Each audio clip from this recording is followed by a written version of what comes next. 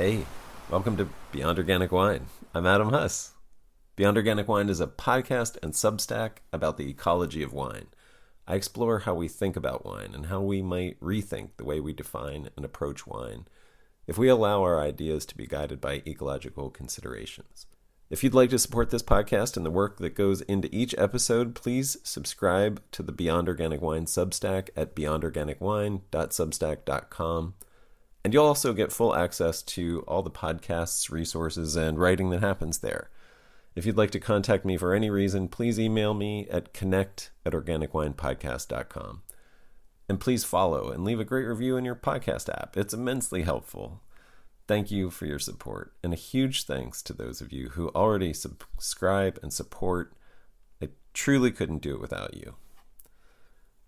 If you haven't heard about Embracing Hybrid Grapes in California, it's a one-day conference that will give you a chance to taste and learn about hybrid grapes and how they can help you save money, farm better, and make more distinctive wine. It's this January 26th, 2026 at UC Davis. And you can get tickets at embracinghybridgrapes.com. Now, the one thing about January 26th that I think it's really important to mention, we chose that date because it's the Monday of the week in which the Unified Wine and Grape Symposium happens, and it's right next door. I'm not trying to advertise for Unified. It's the largest wine conference in North America, I think, or something like that.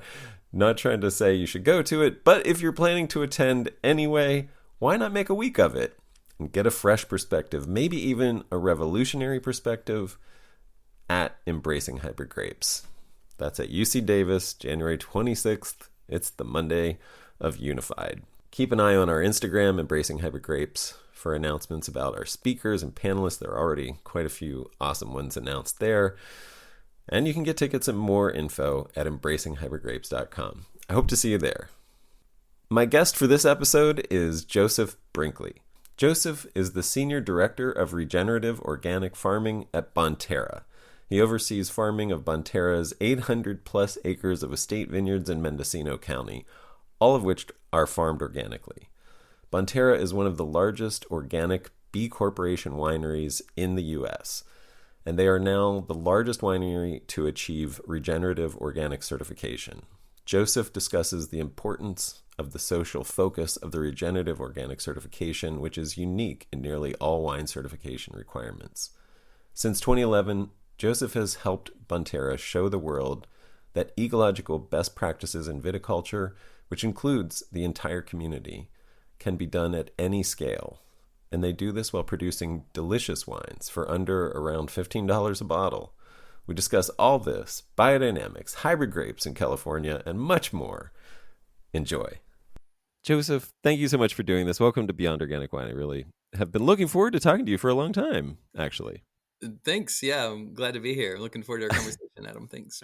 Yeah, we don't know each other. You didn't know me, of course, for very long, but I've been aware of Bonterra, and found out that you were in charge of viticulture there. And this has been now for over. I mean, you can tell, and I'd love for you to sort of, if we could start that way, just a little bit about your background and path to where you are now and what you're doing now there at Bonterra. But if anybody doesn't know, you guys are one of the biggest organic brands it is widely available and widely delicious anywhere pretty much you go, where wine is sold. So it's Right. been cool to see that being offered, and you guys always sort of like holding the standards of organic viticulture, biodynamic viticulture, and now regenerative viticulture at the scale that you're doing it. And a lot of that is what I want to talk about today. But let's find out a little bit about how you got there, how you ended up where you are.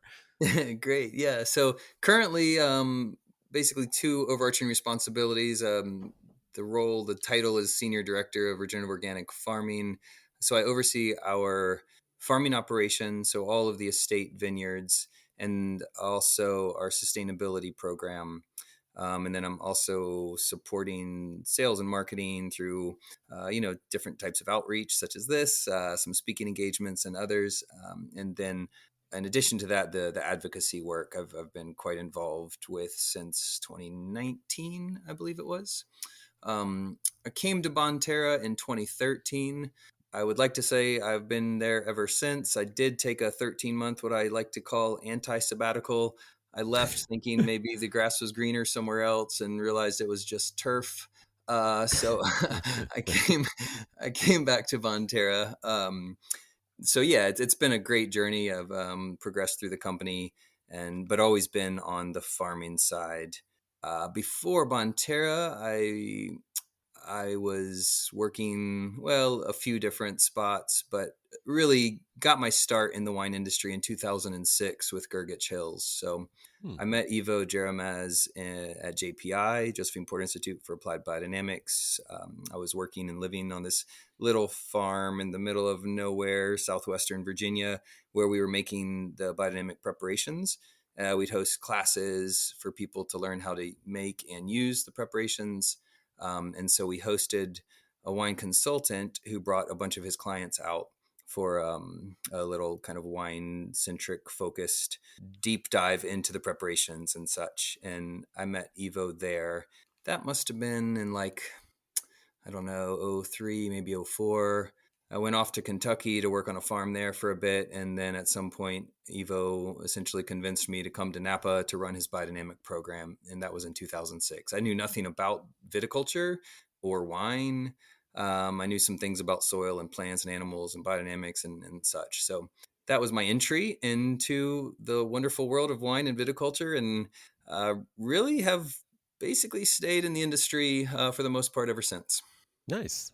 We probably have some like 0 degree of separation connection.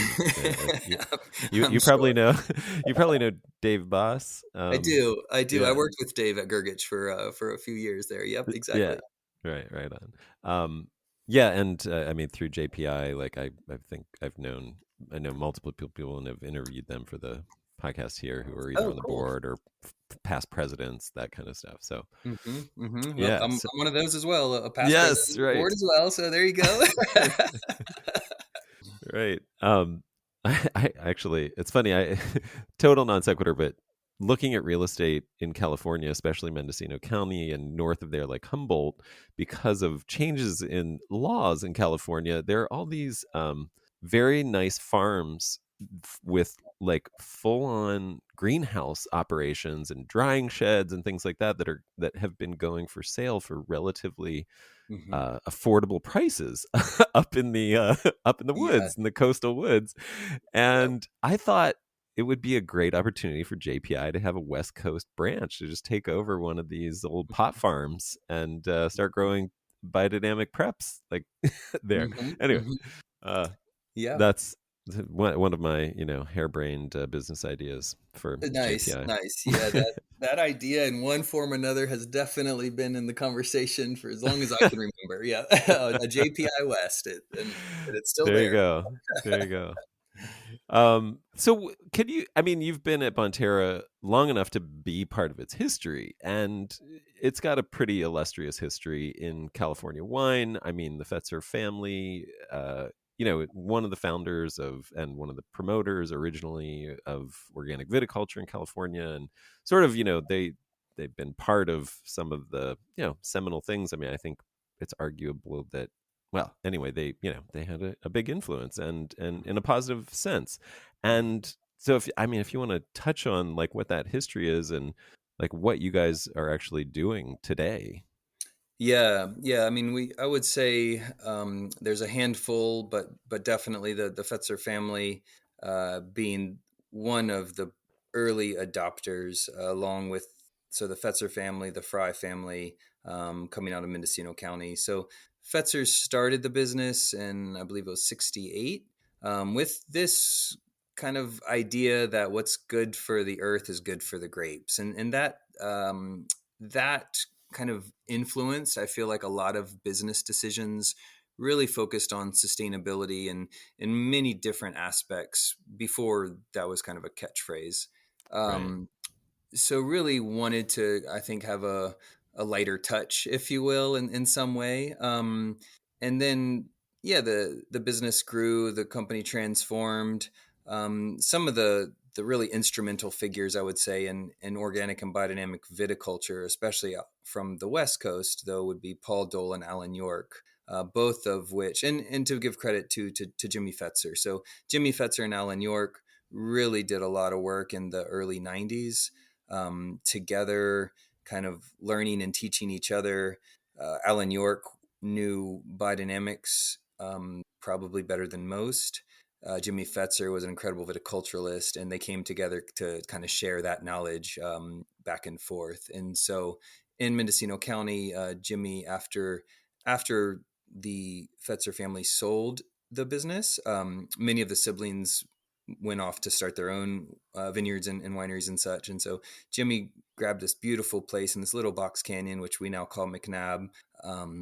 And that's where he and Alan York really came together and did a lot of the kind of early on, I would say, work, especially on the West Coast, biodynamic viticulture. So it is it does feel in some ways like quite the responsibility, to carry that torch. I mean, they did a lot of early work, so a lot of the maybe path was trodden for us in some ways. But there's a lot of, I think, responsibility to maintain kind of what the family and the subsequent elders, let's say, in this movement have been able to do.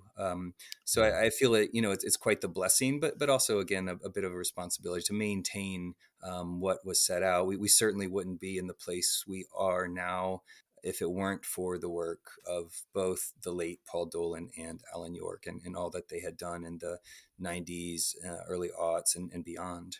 Yeah. And how, and what are you up to now? Like what's it look like there? Well, actually here's a here's the question that I have for you.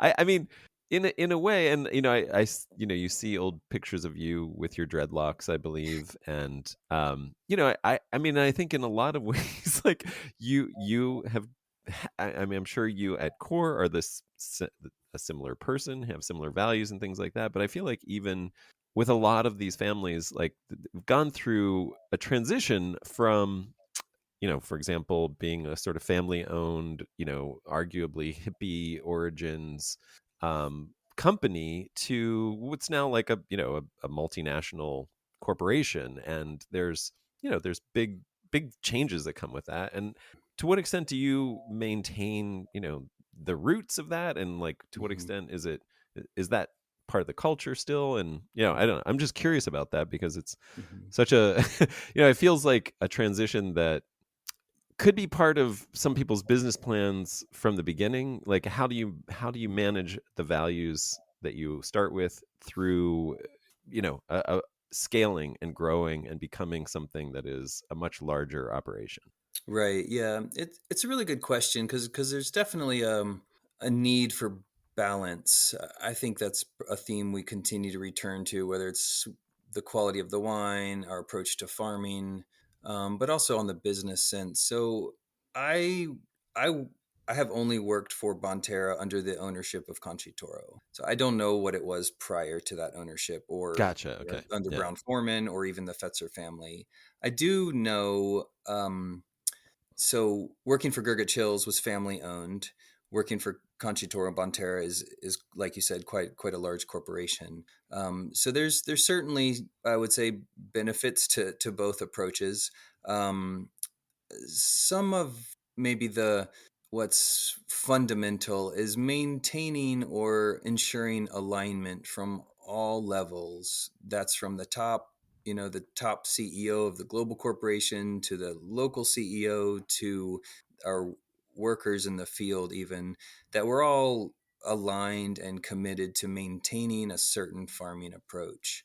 um, there's certainly always, especially at the large scale, when you're publicly traded, there's a lot of emphasis, a lot of pressure on stock price, board happiness with performance and such. So Mm. there's certainly challenges to navigate. I would say one of the things that drew me to Bonterra, again, I started the wine career in Napa, which is, for some kind of like the penultimate. That's like the place you aspire to get to one day. And I was fortunate enough to start there. And we had some pretty decent resource as far as what we could do in the field.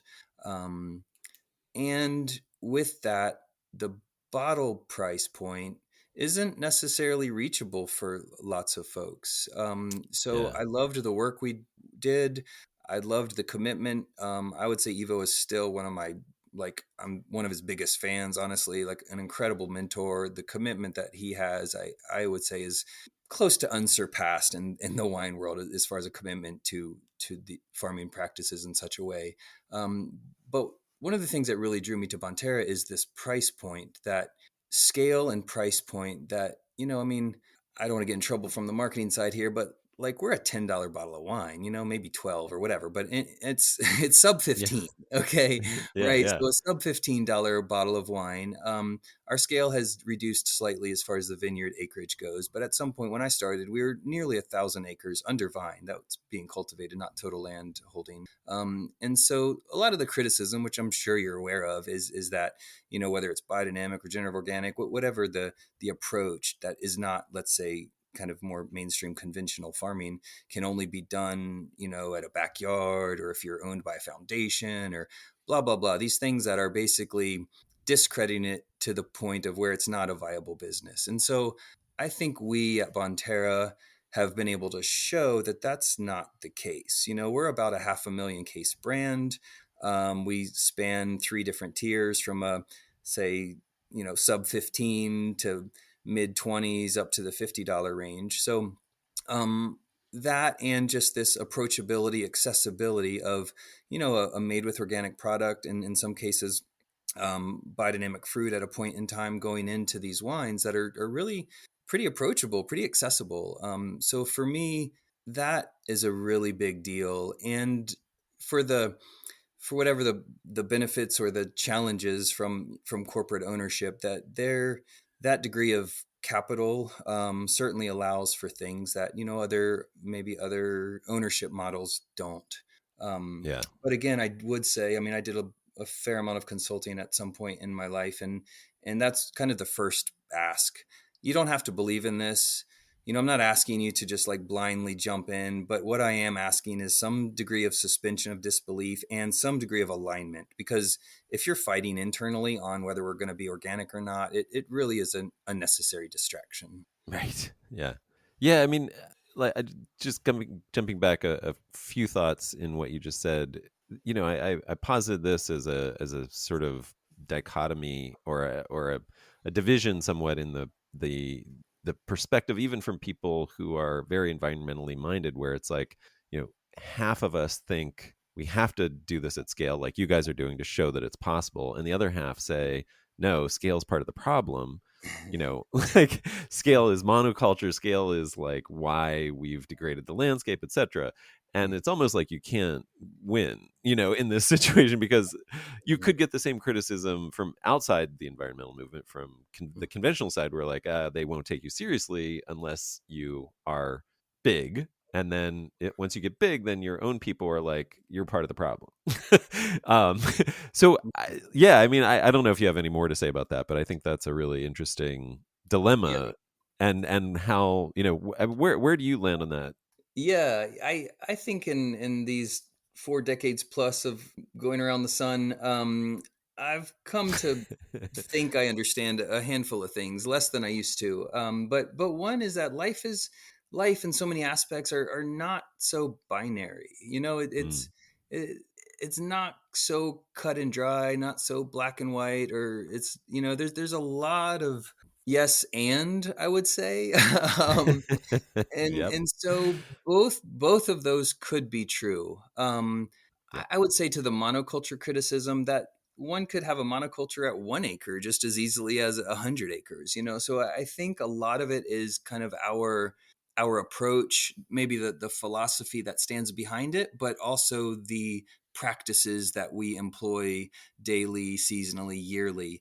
And so regardless of the um, land mass, the area of land under our management stewardship, we can make decisions that either increase the life, the diversity of life, kind of the quality of life, or we can make decisions that reduce that to this more kind of factory type input equals output mentality. And so, though at scale it is easier to point to monocultures and the destruction of environmental and human health implications from that, I think it's also, maybe we should also acknowledge that one can do that at a small scale too, you know. Yeah. So it really, I think, how we approach our relationship with the land, with the plants and animals, and with our colleagues and farm workers there really can inform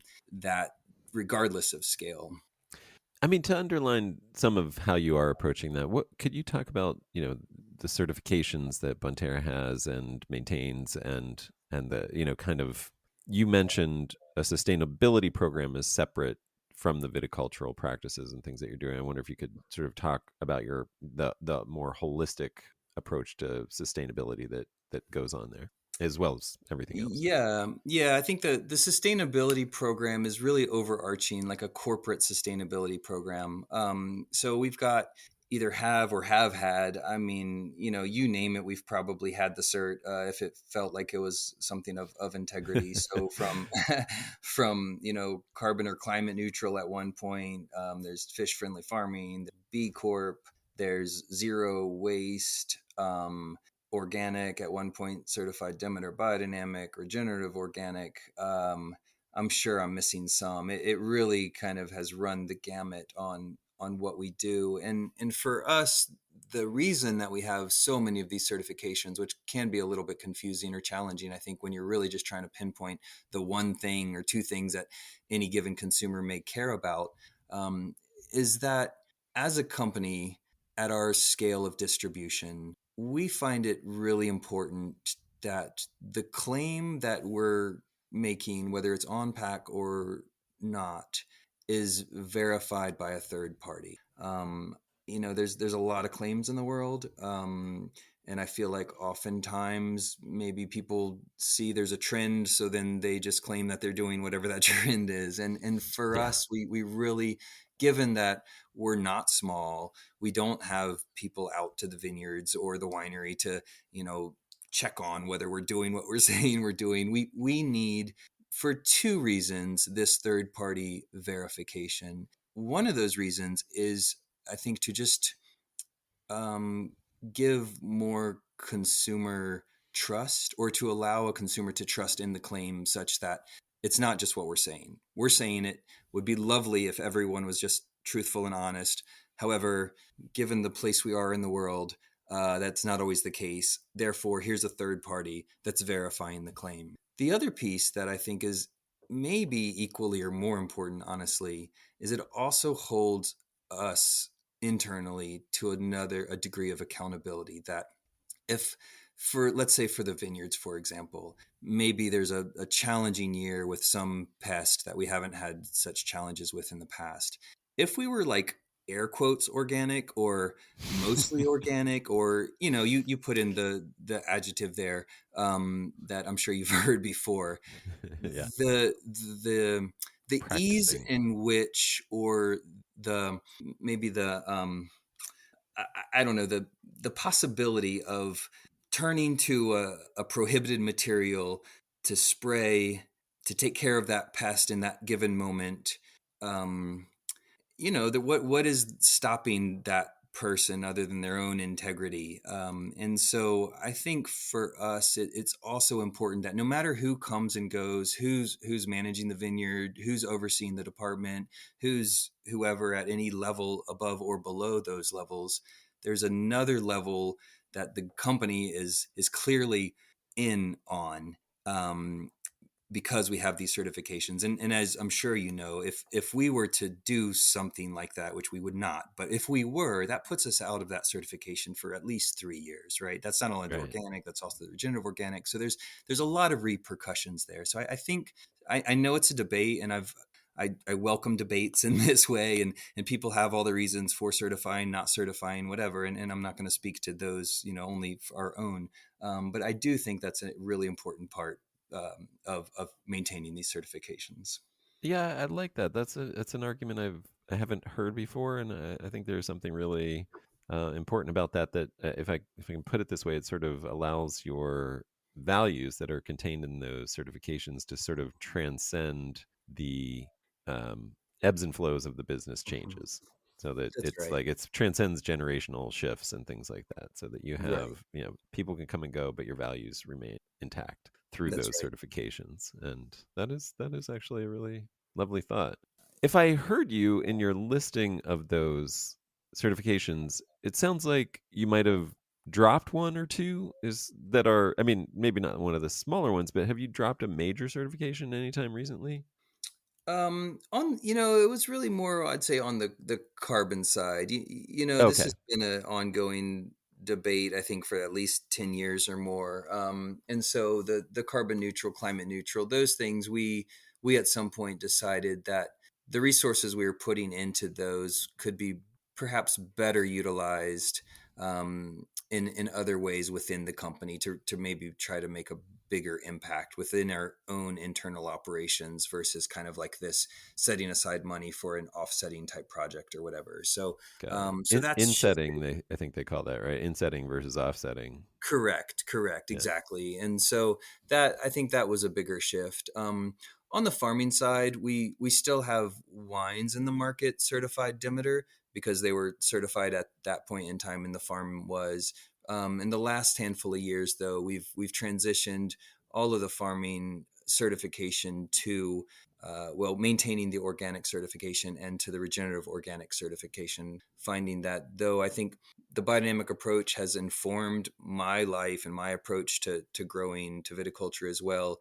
The, I don't know how else to say it. The commercial value just doesn't seem to be there. And it's as you're well To which one? aware, The the Demeter certification. Oh, got it. Yeah, yeah. Yeah. Yeah, and that does become a bit of a challenge on communicating when you have very limited time to communicate with folks. And so yeah, it really we made the shift to go all in on the regenerative organic cert, and pull back from the Demeter cert. Do you continue any of the practices, or do you does that Hmm. some Hmm. okay. Yeah, So yeah, it's just yeah. the So certification is, I mean, I that's know that there's a holistic perspective that is part of Demeter that, overlaps with regenerative and organic anyway. So it's that's kind of, right. there's really just a few little things that are, distinguish it, like, 501, 500. That's right. That's right. So Yeah. I mean, Paul Dolan being so instrumental in the creation of the regenerative organic certification, there's definitely a significant amount of overlap. Like you said, the holistic approach to farming, I would say more of like a relational approach. Both of those, I think, are true in those ways of farming and perceiving kind of what farming is, what our relationship in the world and with other beings is. We do not any longer certify Demeter, as I said.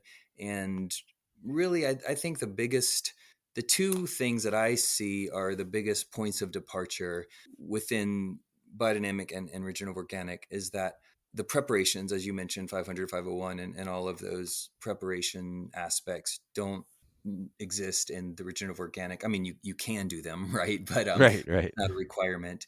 And then on the other side, Demeter has, as far as I'm aware, anyways, has not really moved into that social sphere as far as bringing in farm workers and the labor component of farming, which is critical, right? We do not have farms without farm workers. So that piece is something that I think the regenerative organic cert has really highlighted and brought into the conversation that was missing in the past. In the past, we talked about we farm without exploiting the land or without exploiting the animals, maybe. But now we're also like, okay, well, that's great. But what about your people and how are you treating your animals and such? And so I think it's a really critical part of the conversation that's been missing until more recently. Right. And I mean, notably, organic alone doesn't care about those things either as a certification. I mean, as a certification, not that it doesn't care about them, it just doesn't certify those things either. Just the regenerative organic certification. If, Yeah, and I mean even within the regenerative world, that really the labor component is missing, I would say. And yeah, and the organic being a federally regulated program, then you start to reach into different departments. So there's Right. there's that. Right, right. Well, I mean, that's really interesting.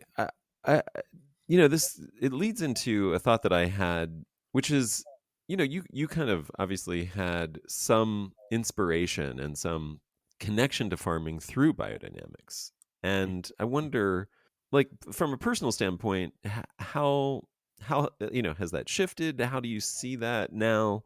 How I use this word spiritual, but I don't like to use it. I just, I don't I what I mean by that is, that we, more like the theory of relativity kind of element of spirituality, which is not necessarily extra human beings who supervise the world, or that we have a soul, or anything that's like a non materialistic thing, but like the material world is made of energy and can be influenced by all kinds of things that we both know and don't know, and understand and don't understand. And so those elements to me are always kind of interesting to look at. And so I give all that as preamble to say, like, do you still find that, like, did you lose your religion at all in the so to speak? I mean, I'd take the royalties off the song if I could, but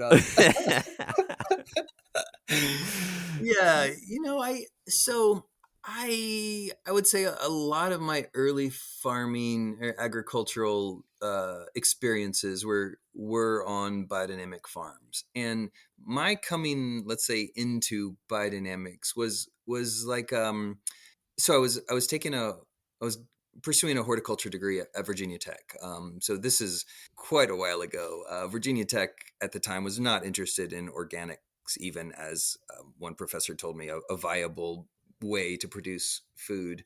So biodynamics was certainly, like, if they'd heard of it, it was, woo woo, whatever craziness. Right. But I was fortunate enough to be close to JPI and learn from Hugh Courtney. So I was kind of simultaneously learning biodynamics and conventional horticulture. And and I think that's really been helpful throughout my career to kind of be able to bridge. I don't know if it's fair to say both sides, but multiple approaches to plant growth and life process.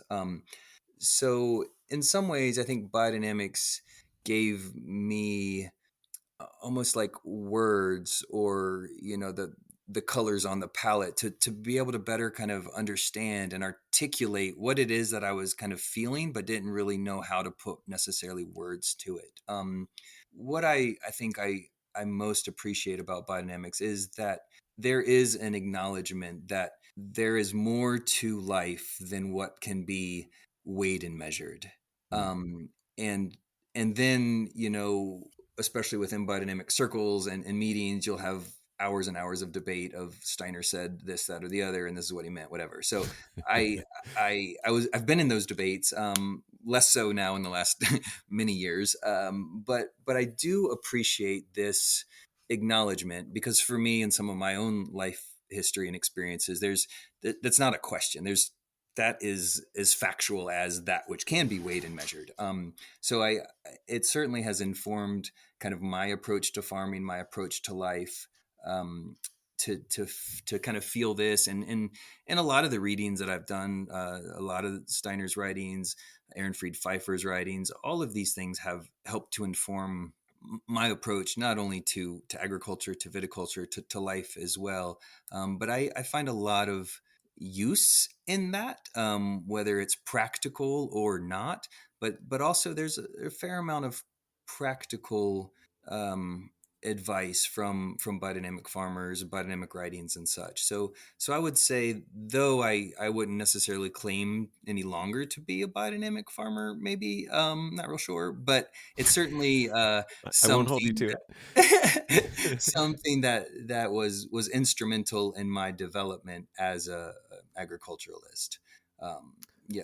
Yeah, I mean, it's funny. I think with biodynamics, I'm beginning to see what seems like almost like this constitutional debate, if you will, Mhm. where it's like there are some people who are like desperate to, stay true to what they think the founding father, in this case, Mhm. intended, versus others who are like, great, we were given, inspiration. Let's address where we are now and what we know now and shape it to be something that fits, what, the science and the things that we have now. Like, we don't have to jettison everything, but like, it doesn't, we don't also have to cling to the past, to things that we know was, you know not something that holds up any longer for whatever reason. Mhm. um Right. I don't know if you see that, but I often think, I often think that like it's this thing that is was originated from a very specific place and time, Mhm. when people had a deep understanding of their local ecology, Mhm. and that was codified. But like, does that local ecology translate to every farm on earth? Maybe not, but maybe the inspiration of like phytotherapy and looking at your landscape as your pharmacy, versus Mhm. trying to bring in outside things that create carbon use and Mhm. might not be the healthiest thing for your land, and might bring in unwanted elements because it's not adapted to your land, is not the best approach. And Mhm. keep it local, keep it holistic, think of your land as an organism, and use the plants that grow there naturally as your pharmacy Mhm. for the other plants. And I think, like, I don't know, this is just my little soapbox plea for biodynamics, if it's going to stick around, to maybe head in that direction. You're welcome to comment on that if you'd like. I don't want to put you on the spot. I'm realizing I could don't want to get you in trouble. Yeah, But yeah, you're setting traps for me, it sounds like. Yeah, I've certainly been in those debates and seen that. I think one thing is certainly that when we consider the context of the place and time, as you said, it wasn't only specific to that area oh yeah, and please tell me more. Yeah. and sorry, it was specific. Oh, However, I oh, think in addition to that specificity, was that we were entering into this age, this like, well, the industrial revolution worked so well right, for, let's call it, widgets. My right. first degree is in econ, so I got to drop widgets in here. But so it works good in a factory situation, let's say, to get the most thing out of the non sentient parts. However, a big challenge came from trying to apply that model to living processes and living beings. And also, let's not forget that post war, a lot of the war chemistry was then turned on our own food supply and such. So that's Yep, anywhere from nitrogen to a lot of the sides that were sprayed. So I think yep, in combating this like movement towards a total shift in how we relate to agriculture, to plants and animals, and life in general, biodynamics was a really important kind of shift, and I'm glad that it had the impact it did in all the years. And yeah, I'm curious to see where it goes. I do find it a little interesting that there was a lot of Steiner's writings are about like not being dogmatic, and in many biodynamic circles, I feel like we're just swimming in a pool of dogmatism. But whatever, we're all just people, right? I think at some point everybody's doing the right. best they can, and Yeah, that's yeah, just what it is. Yeah. yeah. We have good days and bad days. Yep. Um, well, I mean, okay, you said non-sentience, these non-sentient widgets, and I'm just going to use that as a segue. I mean, I know that you. I mean, I don't know. I would like to ask: do you spend less time in the vineyard than you did when you started? Considerably. I mean, Yeah, I you're in don't. a more managerial position Yeah, now. Yeah, I am, and I don't live near the vineyard anymore either. So I do a fair amount of travel, but yeah, I am not in vineyards daily. When I'm on the West Coast, I am in the vineyard daily. But I have I should say that though I get to be the face and the voice and doing podcasts and international speaking and all these things, this whole vineyard operation would not succeed without a solid team in place on the ground, which I have. So it really, the credit should be going to the folks in the field on the ground, way more than me. What's that team look like in terms of numbers and that kind of stuff? Much smaller than when I started. So we have a couple managers, a supervisor, a handful of operators and specialists that work on the irrigation. We've shifted more to external contract labor than when I had originally began with Bonterra. So we've definitely made a shift towards more external labor and support, and less on the internal side. Does this is just a question because I'm not sure about this. Is external contracted labor also governed by your ROC, like It the is. regenerative organic? It Okay, is. Yep, so it is. it Yep, looks at all kinds of labor. You it don't does. get exempt from by just outsourcing. No, correct. And really, it's quite a robust certification, I would say. Yeah, There's not only like pay stubs and such that are checked to make sure that the payments are proper and hit the living wage. But then they're also do, and this is annual, the auditors will come out and do in interviews with the farm workers themselves without management present to really get like some real talk and some real answers about how they're actually being treated and such. yeah, So we welcome that. There's nothing to hide, and we treat everyone well, beyond requirements of California law and federal laws and such. But it is another layer of, I would say, I don't know, scrutiny is the right word, but a robust auditing, let's call it. right, great. I guess what I was getting at was, do you miss any of the that time? I mean, obviously you started in farming, and you're not a farmer anymore in a sense. Yeah, I mean, I feel quite blessed to be in the position that I'm in life in general. Um, Okay. I I am in a beautiful place in the country with an amazing wife and family and a little bit of property here. But certainly, there's I wouldn't change that. But, Right.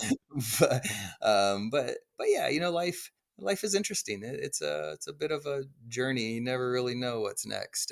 Yeah. So I do love being in the field. But again, I've got some incredible talent there that is there day to day that keeps me informed. That we make decisions together, and yeah, I think we just keep moving forward. Do you have any are there any new things that you guys are doing in your vineyards that I don't know that you think more people should be doing? I mean, whether because it's been super effective, you've seen like great increases in wine quality, great increases in health of the vines, just like reduction in inputs, anything like that. Like, are you guys doing new stuff, best practice type stuff? I'm curious. Yeah. That's one challenge that I always find to speak to because we've been doing so many good things for so long that Right, right, like yeah, cover crop, sheep, compost. I mean, but those aren't new to us. Those are right, right. incredible practices, and for so Yeah. many reasons.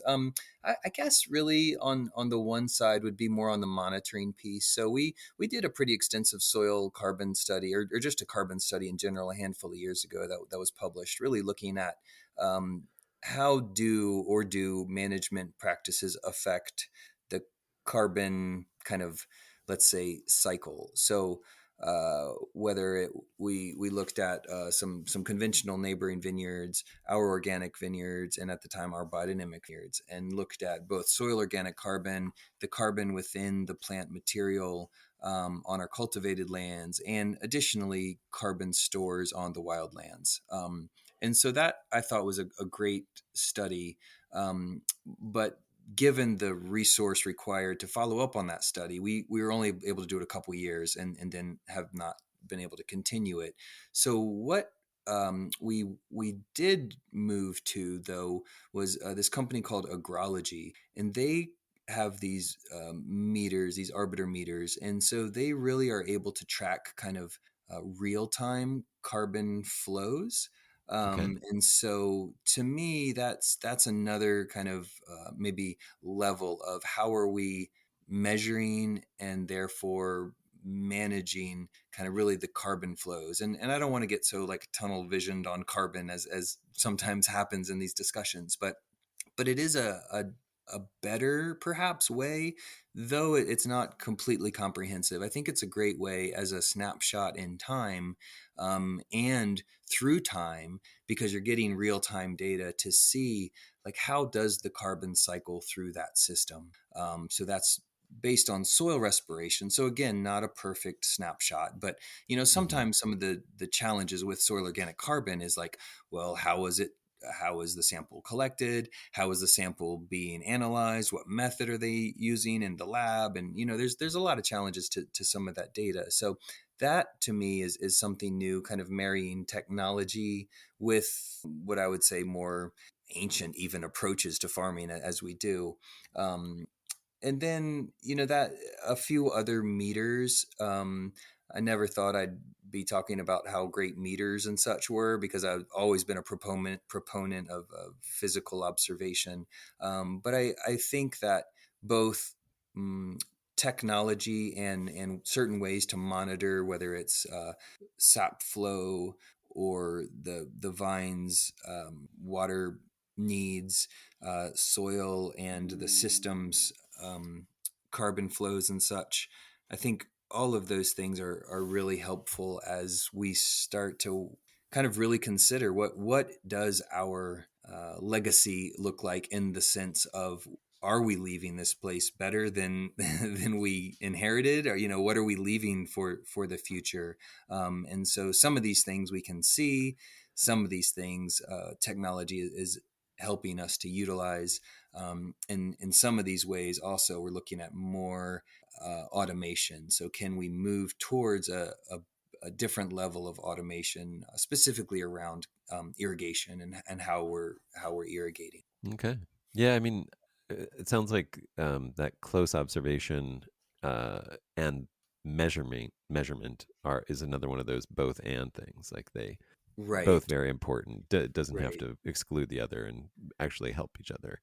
It doesn't, Um, because sometimes the eyes can trick you. Sometimes the meters are off or something, right? So yeah, like to yeah, take one versus the other, and we've got a fair amount of acres to make sure that we're covering through time. So it certainly helps as well on yeah. that, like who can be where to maintain. I mean, frankly, to maintain the price point, we cannot provide the price point we provide without incredible efficiencies on the Right. farming side.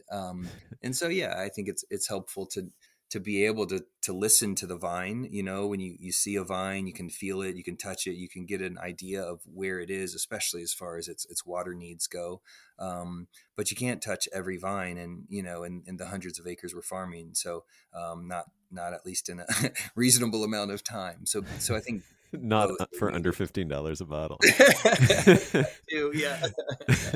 Yeah. Yeah, I know that. Well, you know, you probably have gathered just from, the little that you've gotten about me, info that you've gotten about me, that I'm a big proponent and fan of hybrid grapes, and see Mhm. them, as a very valuable part of the future of wine. I mean, definitely part of the past, but something that's been sort of left out for a while and sort of needs to be reintegrated. And I just when I see somebody like when I see a company like Bonterra that is doing so much great in terms of sustainability practices, it just seems like the next no-brainer step is like sustainable varieties of grapes. Mhm. And how is that even on the radar for you guys? And do Mhm. you personally think about that, or why or why not?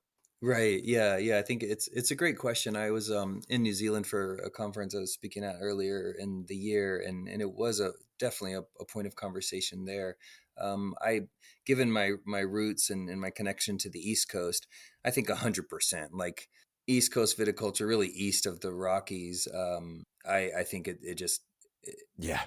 it's challenging to think that viticulture could really exist in a long-term fashion without some of the hybrids and natives and such. For the West Coast, I mean, I guess at the moment, I'd say, given our climate and what we're, let's see, fortunate enough to work with in the North Coast of California, um, I haven't really seen, I guess, and maybe this is naive, but I really haven't seen the need. I mean, the current vinifera rootstocks and scion wood we have to work with. Obviously we're working with grafted vines, but I mean the climate is such that it really works quite well. I haven't seen a whole lot of issues, at least not at the moment, and a need for that movement. I see the pest pressures are relatively low, especially when compared to, like, say, the East Coast. And so there's a lot of opportunity there that I think maybe serves more the East than the West, especially in our region, given that, I mean, it's quite ideal, I'd say, as far as the soils, the climate, the temps, the rainfall, the humidity or lack thereof, all these aspects. So my familiarity with the hybrids and such is more on, like, the disease, the cold tolerance, and the disease resistance, or yeah, I guess resistance. But for us on the West Coast, I haven't really seen that as a need yet. But yeah, time will tell. Yeah, yeah. I mean, I agree in a way. I mean, I think that's part of the problem with California is it's so easy to grow vinifera there. So it just hasn't. Nobody's felt any urgent need to think about changing that. Hmm. Hmm. Yeah. I mean, I think there are immediate reductions in even organic sprays and other things like that, which means reductions in tractor passes and carbon footprint and stuff like that, which are Hmm. really important, especially over the hundreds of thousands of acres in California that might make a huge Hmm. difference. And Right. both in Right. cost savings and as well as in environmental protections. Mm-hmm. But it's one of those things where it's like, well, like, I mean, I know they're in Mendocino, you guys aren't needing to spray that often with Hmm. whatever it is, sulfur or whatever you guys are using. Right. So it's like it's not like a one of your major costs. So it's like you and other people in your situation, there's just like there's no urgency to it. So Right. yeah, but I worry that that might make California fall behind. I mean, like, if you think about it, vinifera is stagnant. It's like something that isn't developing. It's not evolving. And we're just kind of keeping the same thing over and over and over. Whereas, I feel like culturally, even if we just think culturally, it seems like there are shifts happening that might, we might be incentivized to think about like shaking Mhm. things up a little bit. Right. And anyway, this is where I'm not trying to, I'm not trying to force that. Those are just some of the, I've been thinking a lot about this as well, that, yeah, it's like, why hybrids in California? It's like, Hmm. are they even needed? I Right. think, I don't know, it depends, like things like Pierce's disease, if that makes its way up to you guys, that could be a bigger deal. And some, maybe even like a drought tolerance consideration, if we start looking at hybrids that are developed for better drought tolerance, that could become an issue as well. Hmm. So I Hmm. don't know, just something to think about, I guess, going forward.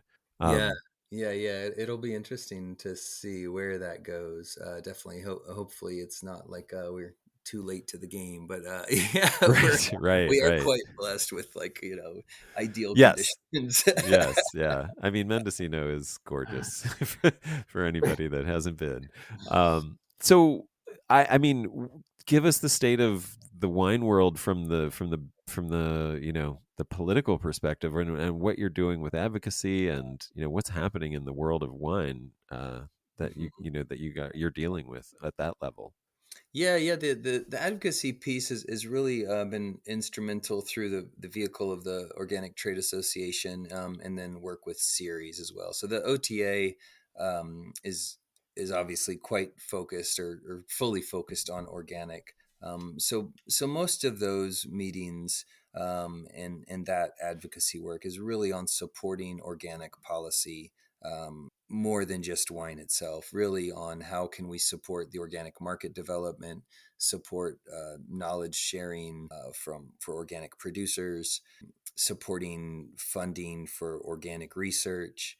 I mean, we one of the talking points there is that organic research, let's say the results of research focused on organic crop systems and crop production, is available to conventional growers as well. The reverse isn't true, though, and so that's one thing we really Mm, try to advocate for. I mean, compost and cover crops are kind of like adopted by most farmers. Well, I don't know about most, but farmers from all farming systems now. But that really came out of a push from the organic side. And so I think in some ways we do need a more significant investment in organic research. So there's that, and then there's really just the market development piece. Some in some ways trying to codify or make sure that the standards are being updated to a cadence where kind of maybe consumers already believe they are. And so some of these pieces, get into like kind of muddy regulatory issues, and jurisdiction from one agency to the other. But really, I think those are the important parts. How do we maintain farmers on farmland? I think is critical. Mm, And that is one piece that I would say extends beyond the OTA and the organic advocacy more into we're currently working now with American Farmland Trust as well, and really supporting their work as far as this is a critical component now. That how do we make sure that we keep farmers farming and farmland. We can't have a conversation about transitioning to organic when the farmland becomes a pavement or a parking lot or a mini mall or whatever. mm, So though a lot of our focus is on organic, I'd say first and foremost we are acknowledging and supporting organizations that are really committed to maintaining farmland. I think it's a critical need and a risk in some ways as a nation that we see average age of farmers is upper 50s 60s depending on the area and the crop system or the crop, and a lot of younger folks maybe aren't really interested in taking that on, at least from the family. So how do we, once farmland's gone, it typically doesn't come back, and not in these days anyways. So those are some of our more important work and efforts. yeah, that's great. I mean, there's so much to even dig into that. um, is Bonterra feeling this contraction that's happening? Are you guys sheltered from it by your price point, or just I don't know, by any element of your business, or are you feeling it the same as everybody? Yeah, I think both. I think so what we've been able to do is provide a kind of or maybe meet a consumer need, even if the consumer doesn't necessarily know that their need is being met. So at that price point, it's incredible quality. I mean, I definitely think we're Yeah, over delivering on the quality at the price point. And in some markets, organic is prioritized, and I would say in more markets, it's not, especially once you get to the adult beverage side of the aisle. So, we always see baby food, produce, dairy. There's high uptake, high concern for organic production there for those consumers that are concerned with that. But once you get to the adult beverage section, it really tends to drop off. And I think that's kind of probably a lack of consumer awareness or education.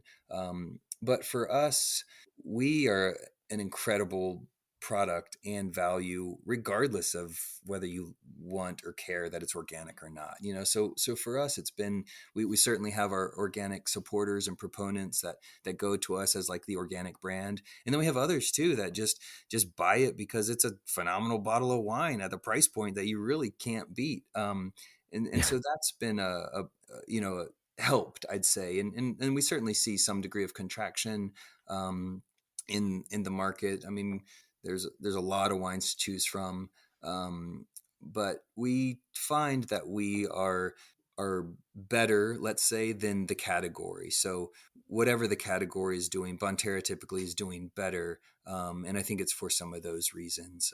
Certainly not, probably not as great as some folks would like to see, but definitely not as bad off as other brands are experiencing. Yeah, and there's consumers shifting in preference and taste and concerns. I mean, the RTDs came out not too long ago, and that's certainly taken a good amount of market share. So, but it's like life. It just keeps moving and evolving and changing. And at some point, if you just sit there and think it's going to be like it's always was, then you're going to get kind of passed over. Maybe you should turn that on me about the hybrid conversation, but, I mean, I mean, you said it. Um, no, I mean, I want to say thank you to you for the work that you've done there. I mean, Bonterra has been this. I mean, it's wonderful that it exists. I'll just say that in the sense that it is the no-brainer recommendation that I can make to any friend or family who comes to me pretty much anywhere in the US and says, like, I know you're into this. Like, is there any like organic wines you'd recommend? Mm, Blah blah blah. And I know that this is something that it's highly likely it'll be available near them, mhm. and it's a recommendation that they're not going to feel like you know I'm making them go outside of a price range that they want to spend at to Mhm, explore. mhm. And I know that they're going to get something that they're going to like. It's just, as long as they like, your offerings, but Right. I mean, if you like Cab, if you like Sauvignon Blanc, these are great examples for under, like, well, like you said, deliver very well, for the price point. Right. And yeah, pretty much across the board. Like, I mean, it's just like, every night of the week kind of wine that over delivers and is easy to recommend to people, Yeah. I think and you can feel good about. And so thanks for doing that. right, That's right. fantastic. Yeah, Yeah. keep it up. Are Do you have any, I don't know, like, inspirational last words or anything at all that, for somebody who is, uh, knows about Bonterra or doesn't know about Bonterra, or just, where you're at in your head these days? Any thoughts that you've been turning over that have really inspired you? Yeah, I think that it's for us, and obviously I'm the supplier in this relationship, but I would implore people um to, I think, maybe seek out those producers that align with one's values. We're not the only ones, but we are certainly going through significant effort to provide wines at multiple price points, but really in an approach that um, our workers can go home and not worry about like contaminating the family's clothes and washing machine. It certainly are less impacted by the sides being sprayed and such. Really taking big efforts to try to do the best we can to maintain kind of a clean air, water, land, and worker health community. And so that's not always the case, and so Yeah. I think if that matters, then I think in some ways we every time we make a purchase, we're voting, right? We're voting for that business where we purchased from, and the company behind and the people behind the product that we're purchasing, and I think that it really does matter. I guess I'd only just add on the other side, on the ag side, that we really take this approach of a relationship. I like to say that now we talk about regenerative, and in a time we talked about sustainable. But if we consider, if we were having a conversation with some friends or even strangers, and our spouse that we love and care about more than most things in the world were to say that a relationship was sustainable, we might want to reconsider some things there. And I think it's similar with our approach to farming, that it's really a relational approach, and we strive to have a relationship with our land and our plants and our animals and our workers that is more regenerative, is that like we can go home as good or better than we went to work, and we leave the land in a condition that's better than we found it. It's not extractive, but it's more, adding to. And I think we can all kind of use that in our, whether it's small or large scale agricultural endeavors, to really think about how we interact in the world with all kinds of things, but it's really quite relational. It's not just a taking, but it's a giving and a taking. It's not always easy, but I think it is a really important step and kind of perspective to hold. Well, thanks for that. Yeah, I really appreciate that. Yeah, I mean, I think of farms as communities. I think that's what's great about the regenerative organic Hmm. standards in a lot of ways is in looking at each of these pillars. You're really it's making you think about the fact that this isn't a reductive thing. It influences every aspect of the world that you live in, the animals and other non-humans who live in it, Right, the well-being of the families of the workers and the community that they live in and carry out their lives in right, is impacted by what you do, and then the grape quality and wine deliciousness as well as the way that you feel when you drink it is impacted, and it's right. all part of a community of that is worth looking at. And I yeah so I thanks for saying that. I appreciate that, and thanks for this conversation, Joe. So it's really great to talk to you. Yeah, this has been great, Adam. I really appreciate the invite, and yeah, I look forward to talking more in the future. Likewise. Hey, thank you so much for listening. I really appreciate you joining in to these podcasts. If you'd like to support these podcasts, probably the best way to do that is to just join Substack as a paid subscriber at beyondorganicwine.substack.com. It also gives you access to all the paid episodes and other content that I will be releasing on Substack. And I also want to thank Cold and Pro for this beautiful closing music.